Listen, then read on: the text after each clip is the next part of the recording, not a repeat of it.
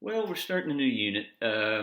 This is Unit 6, and I guess the first thing that we need to talk about is um, a term that we're going to use a lot. And, I figure a lot of times I sort of use words, and because I've been using them for a long time, I figure that maybe everybody has, you know, um, used them and is familiar with them. And so the first video I wanted to just drop a little bit about endothermic and exothermic. So, when you're talking about a chemical reaction, which is what we're going to be focused on, or even a physical process, these are going to be either endothermic or exothermic. And so, if something is endothermic, that means into. And therm, in this case, it's easy to think about it just as heat because, you think of thermal things. But it's really both heat and work. And work um, is something that is associated. We don't really get too much into it when we're talking about, the heat transfer of reactions. But there's also, some work done. A perfect example of that is in a piston of a car. When you combust the gasoline, there's heat produced, but the work of the expanding gas moves the piston, and that's what drives the engine. So there is going to be, always some aspect too of some work done on the system. Um, Another way to look at it is if, it's in a container and maybe that reaction is so explosive, again, it doesn't just move the piston, it explodes the container. That's actually work done by the chemical reaction. Um, but again, we really mainly need to focus on the heat transfer and the temperature change. That's what this Unit 6 is going to be about. And the first thing we need to understand is the difference between something being endothermic and exothermic. So if it's endothermic, you have reactants, and then you put energy in, and then you go up, sort of hit the high point. And so all of we've seen reaction diagrams before.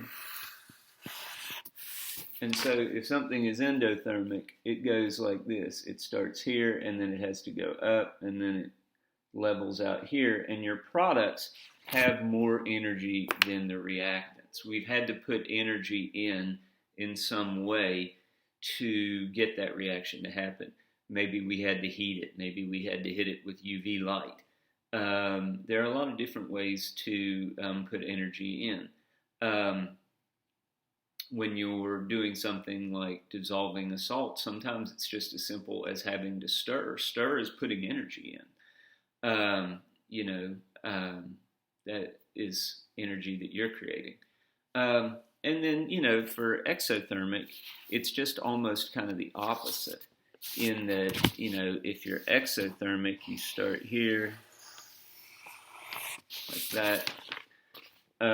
You start here, and then you get up over a smaller activation energy, and then, your products end up down here with less energy. And then, you think about, this is the energy change for the reaction because you need to put in this much energy. That's another thing to think about, is that it doesn't matter if it's endothermic or exothermic, you're going to have to put in some energy in order to get that reaction to happen. Now, generally with endothermic reactions, you're going to end up putting in more energy just because you've got, an activation energy, and that activation energy, since you have low energy reactants that you need to move up, is generally going to be higher. So a lot of times, you could think about the activation energies. Now, again, this is, always, as always, on a case-by-case basis, depending on a lot of things, whether the reaction is, unimolecular, bimolecular, so on and so forth. There's always factors with chemical reactions. But you can generally think if something is exothermic, then it could be more likely than an endothermic reaction to proceed, just because when you look at the energy diagrams, a lot of times energy diagrams for endothermic reactions are going to be higher at the initial outlay. Exothermic reactions, they're starting out higher, and so it's just a little bit more energy that they need to have a successful collision. But anyway, to summarize, if you've made it this far, hopefully you have. Endothermic, we put energy into something. Exothermic, energy exits out of the system. So that's a good way to remember it. Endo, energy into. Exo, energy exits out.